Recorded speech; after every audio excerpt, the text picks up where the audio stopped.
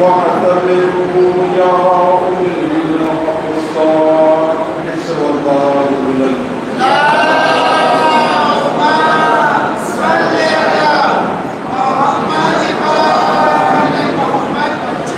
આ સલવાત કબ્રના અંધારામાં રોશની કરનાર છે.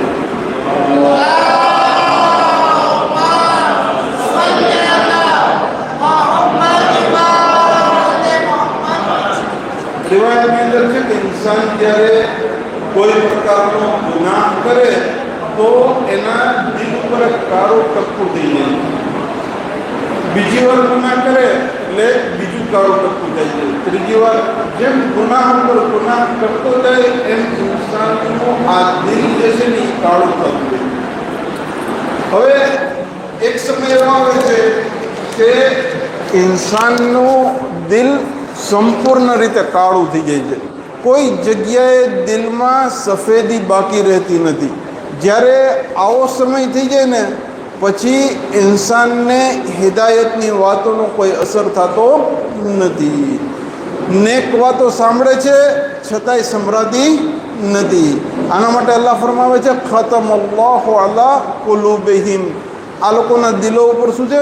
મોહર મારી દેવામાં આવી, સીલ કરી દેવામાં આવ્યું છે. હવે આના દિલમાં કઈ વાત ઉતરવાની નથી. પરંતુ આ કારો ટપકું મિટાવવા માટેનો બહેતરીન રસ્તો છે કે મોહમ્મદ અને આલે મોહમ્મદ ઉપર સલવાત પઢવામાં આવે.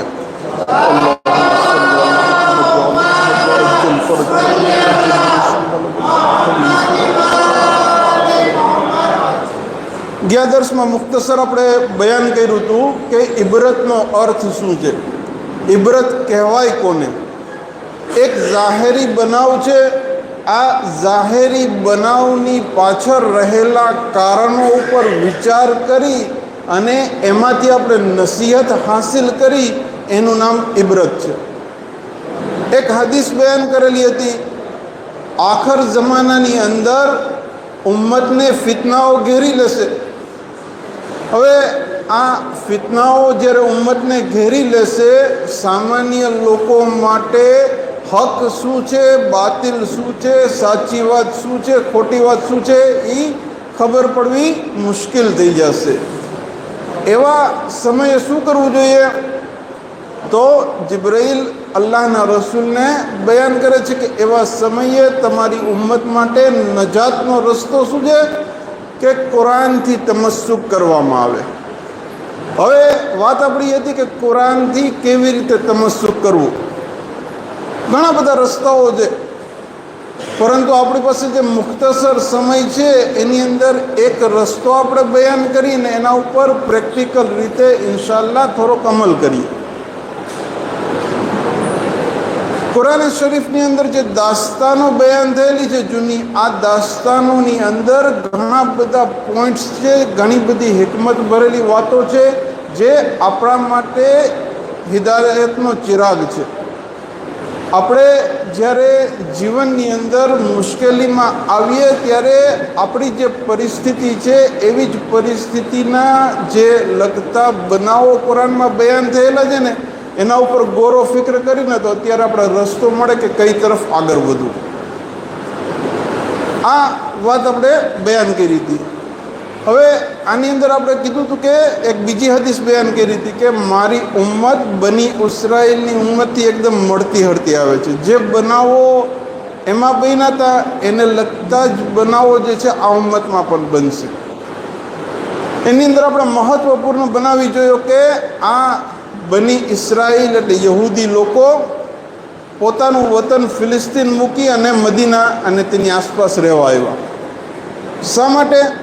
કારણ કે એમની આસમાની કિતાબોની અંદર એ વાતની આગાહી આપવામાં આવી હતી કે અલ્લાહના છેલ્લા નબી હિજરત કરીને મદીના આવશે. તો આ નબી ઉપર ઈમાન લાવવા માટે થઈ, આ નબીની નુસરત અને મદદ કરવા માટે થઈ પોતાનું વતન મૂકીને મદીનાની આસપાસ રહેવા માટે આવ્યા.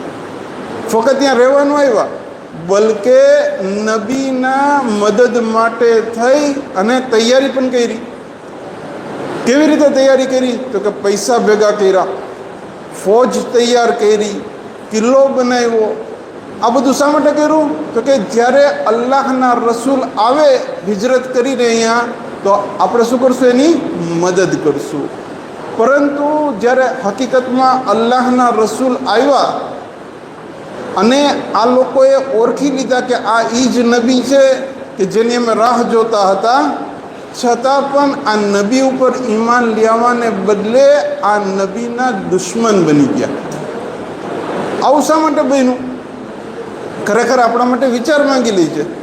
કારણ કે બિલકુલ આપણી પરિસ્થિતિ અત્યારે આવી જ છે. આપણે પણ અલ્લાહના એક નુમાઇંદાનો આવવાનો ઇંતજાર કરીએ છીએ. આપણે પણ એમ કહીએ છીએ કે ના, અમે એની નુસરત અને મદદ માટે તૈયાર છીએ. હવે એ ક્યાંક એવું ન બને કે જેવી રીતે આ યહૂદી લોકો આ આખરી નબીને ઓળખ્યા છતાં પણ એનો વિરોધ કર્યો, એના દુશ્મન બની ગયા, ક્યાંક આપણે લોકો પણ જે ઇમામના આવવાનો ઇંતજાર કરી છીએ, જ્યારે એ ઇમામ અલૈહિસ્સલામ આવી જાય ત્યારે આપણે એને ઓળખી કે પણ લઈ કે આ એ જ ઇમામ છે કે જેની આપણે રાહ જોતા હતા, છતાં પણ જે છે આપણે એ ઇમામનો વિરોધ કરીએ. આવું ન બને એના માટે આપણે શું કરવું જોઈએ? કે એ વખતે યહૂદી લોકો શા માટે આપણા નબી ઉપર ઈમાન ન લેવ્યા, એના કારણો શું છે ને એના વિશે થોડીક વિશ્લેષણ કરવું જોઈએ. સૌથી પહેલાં કુરાન શરીફની એક આયત પેશ કરું છું, પછી આપણે વાતને આગળ વધારીએ. પરવર્તિગાર આલમ ફરમાવે છે, વલમ્મા જાઅહુમ કિતાબુમ મિન ઇન્દિલ્લાહિ મુસદ્દિકુન લિમા મઅહુમ. જ્યારે અલ્લાહ તરફથી કિતાબ આવી ગઈ. કઈ કિતાબ? કે આ કિતાબની અંદર એ વસ્તુઓ બયાન થયેલી છે કે જે એની પાસે છે એની તસદીક કરે છે, એનું સમર્થન કરે છે. વકાનુ મિન કબલો યસ્તફ્તિહુના અલલ લદીના કફરુ. અને આના પહેલાં આ લોકો જે કાફિર છે, નાસ્તિક છે, એની સામે બયાન કરતા હતા. કેવી રીતે બયાન કરતા હતા? કહેતા હતા કે આવા દો અમારા નબીને, પછી અમે તમને જોઈ લઈશું, પછી અમે જે છે એ તમારી સાથે લડશું, તમને હરાવશું. હવે આવી જે એ લોકો વાતો કરતા હતા, ફલમ્મા જાઅહુમ મા અરફુ કફરુ બે. જેને ઓળખતા હતા એ નબી જ્યારે આવી ગયા ત્યારે એને સ્વીકારવાની બદલે એનો ઇનકાર કરી બેઠા. ફલાનતુલ્લાહિ અલલ કાફિરીન. અલ્લાહની લાનત કાફિર લોકો ઉપર. આ આયતની તફસીરમાં નુરસ શકલેન અને અહલે સુન્નત વલ જમાતની કિતાબ દુરુલ મંસૂરમાં આ રિવાયત નકલ થયેલી છે કે ઇમામ અલૈહિસ્સલામ ફરમાવે છે કે આ યહૂદી લોકોને એની આસમાની કિતાબમાં આખરી નબી હિજરત કરી અને બે પહાડની વચ્ચે જે શહેર છે ત્યાં આવવાના છે એની આગાહી હતી. આ આગાહીને આધારે આ લોકો નબીની મોહબ્બતમાં પોતાનું વતન ફલસ્તીન મૂકી અને મદીનાને શોધવા માટે નીકળી પડ્યા. જ્યારે આ લોકો મદીનાને શોધવા માટે નીકળી પડ્યા ત્યારે મદીનાની આસપાસની અમુક જગ્યાએ એ લોકોએ પડાવ નાખી દીધો. એને એક્ઝેક્ટ મદીનાની જગ્યા મળી નહીં. હવે આ જ લોકોના સાથીઓમાં ત્રીજો એક સમૂહ જે હતો, જ્યારે એના આ બધા લોકો ગયા તો એને યાદ આવી. એને એમ થયું કે આપણા જે ભાઈઓ છે એ લોકો ગયા છે, એને મળવાનો શોખ થયો. એટલે એ લોકો એક ગાઈડને લઈ અને એની સાથે સાથે મદીનાની તરફ જવા માટે નીકળ્યા. જ્યારે આ લોકો મદીનાની તરફ જવા માટે નીકળ્યા ત્યારે એક્ઝેક્ટ મદીનાની જગ્યા ઉપર પહોંચી ગયા. તો આ લોકોને ખુશી થઈ કે તોરાતમાં જે જગ્યાએ આખરી નબીના આવવાની આગાહી છે એ જગ્યાએ અમે પહોંચી ગયા. એટલે એના બધા આજુબાજુ જે બધા બીજા યહૂદી કબીલાઓ હતા એ બધાને કાગળ લખ્યા અને કીધું કે અમે એ જગ્યા ગોતી લીધી છે ને અહીંયા પહોંચી ગયા છીએ, તમે આવી જાઓ. એટલે આજુબાજુવાળા જે બધા કબીલાવાળા હતા ને કે ના, હવે અમે અહીંયા ઠરીધામ થઈ ગયા છીએ, અહીંયાથી ઊભા થવાનો અમને રસ નથી. જ્યારે પણ આખરી નબી આવે અમને કાગળ લખજો, અમે આવી જશું. હવે આના પછી વાત આગળ એ વધે છે કે એક બાદશાહ મદીના ઉપર હુમલો કરવા માટે આવે છે, મદીના ઉપર કબજો કરી અને રહેવા માંગે છે. ત્યારે આ યહૂદી લોકો કહે છે કે તું અહીંયા કબજો નહીં કરે, કારણ કે આ એ જગ્યા છે કે જ્યાં આખરી નબી હિજરત કરીને આવવાના છે. એટલે આ બાદશાહ કહે છે ઠીક છે, વાંધો નહીં, હું મારો એક માણસ અહીંયા મૂકીને જાઉં છું, અમુક લોકોને મૂકીને જાઉં છું, મારી નુમાઇંદગીમાં અહીંયા રહેશે. આ લોકો ત્યાં રહેવા માંડ્યા અને ધીમે ધીમે તેની વસ્તી વધવા માંડી. જ્યારે એની વસ્તી વધવા માંડી મદીનાની અંદર અને યહૂદીની વસ્તી ઓછી થાય એના મુકાબલામાં, ત્યારે શું કર્યું? આ બંને વચ્ચે લડાઈ થવા માંડી.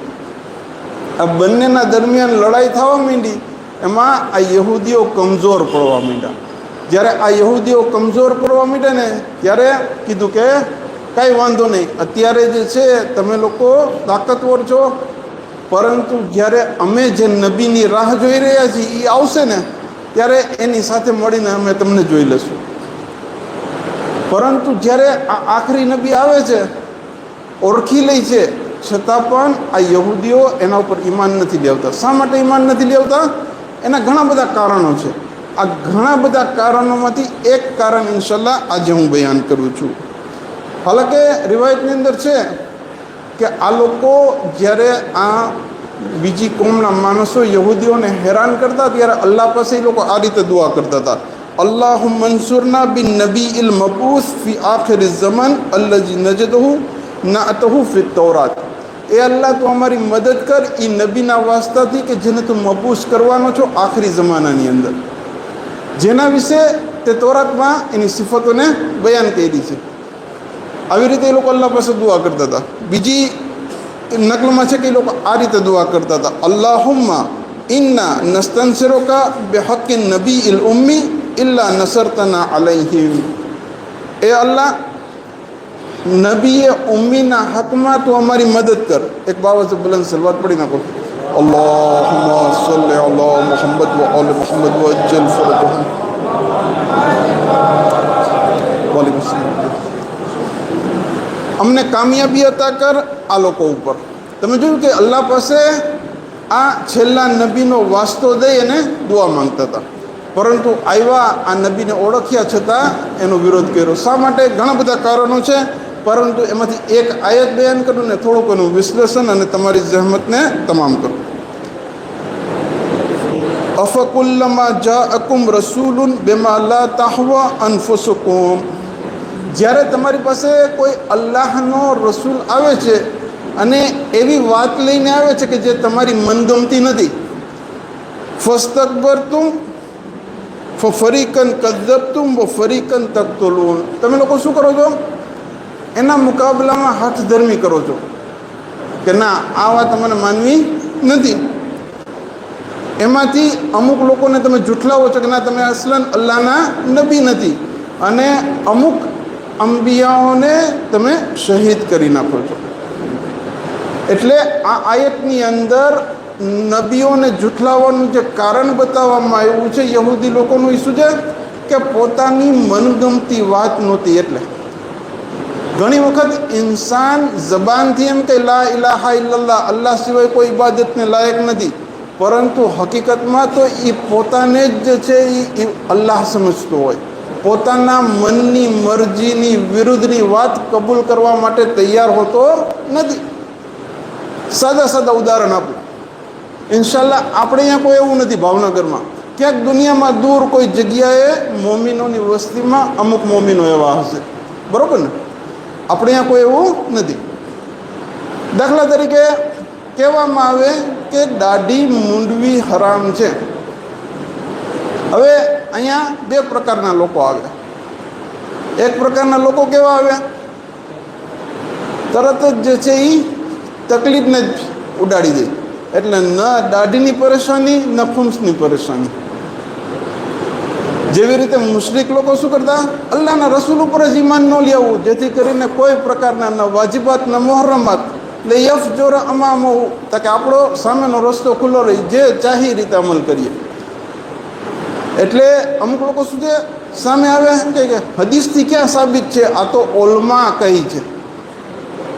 આલિમ એને કહેવાય જ નહીં કે જે હદીસની વિરુદ્ધ કોઈ વાતને બયાન કરે.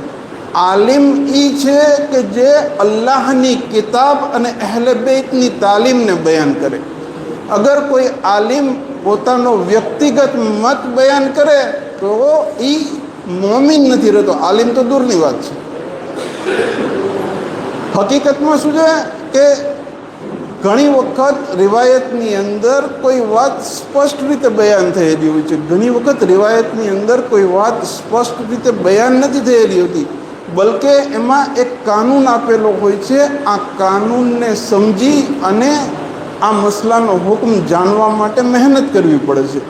મુજતહિદ આ મહેનત કરે છે અને લોકો સુધી અલ્લાહનો હુકમ પહોંચાડવાની કોશિશ કરે છે. હવે એક લોકો તો આવા એવા કે અસલન શું કર્યું, તકલીફનો ઇનકાર કરી દીધો. બીજા અમુક લોકો કેવા હોય, ના ના કઈ જગ્યાએ ફતવામાં લખ્યું છે કે દાઢી મૂંડવું, કઈ જગ્યાએ ફતવામાં લખ્યું છે કે દાઢી રાખવી જોઈએ, ખાલી મૂંડવું હરામ છે ને, અમે તો બ્લેડ નથી મારતા, ઝીરોનું મશીન મારીએ છીએ. ભાઈ તમે ઝીરોનું મશીન મારો કે બ્લેડ મારો, એનાથી શરીયતને કાંઈ લેવા દેવા નથી. શરીયત એમ કહે છે કે દાઢી રાખવી એવી જોઈ કે કોઈ સામાન્ય ઇન્સાન જોઈ તો એમ કહી કે દાઢી રાખેલી છે.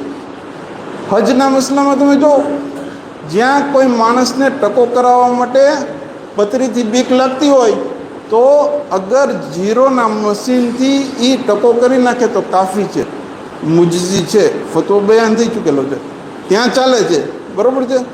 તો આ પણ અહીંયા એવું જ છે કે દાઢી જે છે અગર કોઈ ઇન્સાન ઝીરોનું મશીન મારે તોય મૂંડી જ કહેવાશે, એમાં કોઈ ફરક નથી. શબ્દો બદલાવી લેવાથી જે છે વસ્તુ બદલાઈ જતી નથી. આ એક સામાન્ય મિસાલ આપી, બરાબર છે. ઇન્શાલ્લાહ આપણા દરમિયાન કોઈ એવું નથી, આપણાથી દૂર ક્યાંક મોમીનોની વસ્તીમાં અમુક મોમીનો આવા હશે. એટલે આ લોકો જે અલ્લાહના રસૂલનો ઇનકાર કરે છે એનું પહેલું કારણ શું છે, પોતાની મનગમતી વાત જે છે ને એ નહોતી, એટલે એને શું કર્યો, અલ્લાહના રસૂલનો ઇનકાર કર્યો. આવો બીજી વાત બયાન કરું, બીજી મિસાલ આપું, નાની નાની મિસાલ આપું છું અત્યારે હું. ઇન્શાલ્લાહ કોઈક વખત મોકો રહેશે ને તો દકીક અને મોટી મોટી મિસાલ આપીશ, જ્યારે આપણો સમાજ એવી મિસાલ સાંભળવા માટે તૈયાર થઈ જશે. બીજી એક નાની મિસાલ આપું, ખુમ્સ આપવું વાજિબ છે, બરાબર છે ને, અલ્હમ્દુલિલ્લાહ આપણે ખુમ્સ અદા કરવું છે, પરંતુ આપણાથી પૈસા છૂટતા નથી. એક માણસ આવે છે આયતુલ્લાહ બુરુજર્દી પાસે કુંભમાં અને કહે છે કે કોઈ તાલિબ ઇલ્મને મોકલજો ને મારી દુકાને ખુમ્સના પૈસા લઈ જાય. એટલે આયતુલ્લાહ બુરુજર્દી એક માણસને મોકલે છે, ઓલો વેપારી આ તાલિબ ઇલ્મને ભગાડી દે છે, પાછો બીજે દિવસે આવે છે, આગળને કહે છે કે કોકને મોકલો, આગળ કંઈ કહેતા નથી, બીજે દિવસે એક તાલિબ ઇલ્મને મોકલે છે, પાછો એને ભગાડી દે છે, પાછો આવે છે ત્રીજી વખત, આગળને કહે છે કે કોકને મોકલો ને ખુમ્સ લેવા માટે. એટલે આગળ કહે છે કે 2 વખત તો હું એ મોકલા અને તે ભગાડી દીધા. તો કે ના, એવા કોકને મોકલો ને કે જે મારી પાસેથી લઈ શકે, કારણ કે દેવું છે પણ છૂટતા નથી મારાથી પૈસા. આવું છે અત્યારે. દાખલા તરીકે ખુમ્સ કાઢવું છે પણ શું કરવું છે, પોતાની મરજી મુજબ વાપરવું છે. એક મિસાલ આપું, અમુક લોકો એમ કહે કે ઇજાઝત લઈ લઈએ આપણે. ઇજાઝત લઈ લેવાથી મનમાની કરવાની ઇજાઝત નથી, જે વસ્તુની ઇજાઝત આપી હોય એમાં ખુમ્સ વાપરવાનું છે. હું એક સંસ્થામાં અમુક કામો સંભાળતો હતો, એમાં એક વખત કોઈ મોમીનનો ફોન આવ્યો કે મારે જે છે ફલાણું કામ કરવું છે, એના માટે આટલું ડોનેશન દેવું છે. બધી વાત કમ્પ્લીટ થઈ ગયા પછી છેલ્લે એ પૂછ્યું કે તમારી પાસે ખુમ્સનો ઇજાઝો છે? જો તારે ખુમ્સના પૈસા દેવાના હોય તો મુસ્તહિદે અમને ઇજાઝત આપી હોય તો એ મુજબ ખર્ચ કરવાના હોય, તારી મનની મરજી મુજબ ખર્ચ કરવાના ન હોય. આ તો શું છે, મીઠાઈની દુકાન ઉપર દાદાનો ફાતિયો પડાવી નાખો છે, બરાબર ને. ખુમ્સના પૈસા છે એટલે ડોનેશન કરી નાખવું છે અને ઇજાઝતમાં વાપરી નાખવા છે અને પાછો પોતાની મરજી મુજબ ખર્ચ કરાવવા છે. આ નાની નાની 1-2 મિસાલ આપું છું, હજી ઘણી છે માશાઅલ્લાહ મિસાલો. ઇન્શાલ્લાહ આપણા દરમિયાન કોઈ એવું નથી, ક્યાંક દૂર મોમીનોની વસ્તીમાં અમુક લોકો એવા હશે. વાત આપણી હતી કે આ યહૂદી લોકો અલ્લાહના રસૂલને ઓળખવા છતાં અલ્લાહના રસૂલનો ઇનકાર શા માટે કરે છે? એનું એક કારણ મેં બયાન કર્યું કે પોતાની મનગમતી વાત જે છે હતી નહીં, એટલા માટે શું કર્યો? અલ્લાહના રસૂલનો વિરોધ કર્યો. ઇન્શાઅલ્લાહ આ માહે મુબારક રમઝાનમાં, આ શબે કદ્રમાં અલ્લાહ પાસે આપણે બધા એ દુઆ માંગીએ કે પરવરદિગાર, અમને તારી મરજી મુજબ જીવન જીવવાની તૌફીક ઇનાયત કરજો. અને જ્યારે તારા વલી ઇમામ ઝમાન અલૈહિસ્સલામ ઝુહુર કરે ત્યારે એમની ખિદમત કરવાનો મોકો અમને બધાને ઇનાયત કરજો. પરવરદિગાર આપણા બધાની નેક ઇબાદતોને કબૂલ કરે અને ઇન્શાઅલ્લાહ આપણી આ દુઆને મુસ્તજાબ કરે એવી ઉમ્મીદની સાથે એક બાવાઝ બુલંદ સલવાત પડી નાખીએ. અલ્લાહુમ્મા સલ્લી અલા મુહમ્મદ વ અલા મુહમ્મદ વ અજ્જલ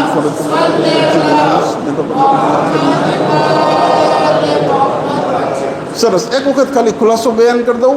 ઇબરત એટલે કોઈ બનાવ જે છે એના વિશે વિચાર કરી, એના પાછળ રહેલા કારણોને જાણી અને એમાંથી નસીહત હાસિલ કરવી. આખર જમાનામાં ફિતના ફસાદનો જમાનો છે. હક બાતિલ જે છે એ ગૂંચવાઈ જશે. ઇન્સાનને ખબર નહીં પડે કે હક કઈ તરફ છે.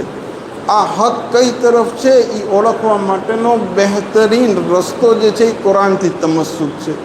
કુરાનથી તમસ્સુક કરવા માટેનો આસાન તરીન રસ્તો શું છે? કે જે દાસ્તાનો બયાન થયેલી છે ને એના ઉપર ગૌરવ ફિક્ર કરવામાં આવે અને એમાંથી નસીહત હાસિલ કરવામાં આવે. એ દાસ્તાનોમાંથી એક દાસ્તાન આ યહૂદી લોકોની છે કે જે અલ્લાહના રસૂલનો ઇંતજાર કરતા હતા, એની મદદ માટેની તૈયારી કરતા હતા, છતાં પણ જ્યારે અલ્લાહના રસૂલ આવે છે ત્યારે એનો ઇનકાર કરી દે છે, એના વિરુદ્ધમાં ઊભા થઈ જાય છે. એનું કારણ શું છે? કારણ એ જ હતું કે પોતાની મનગમતી વાત નહોતી. ઇન્શાઅલ્લાહ પરવરદિગાર આપણે આવી રીતે મનગમતી વાતોને અનુસરવાથી બચવાની તૌફીક ઇનાયત કરે.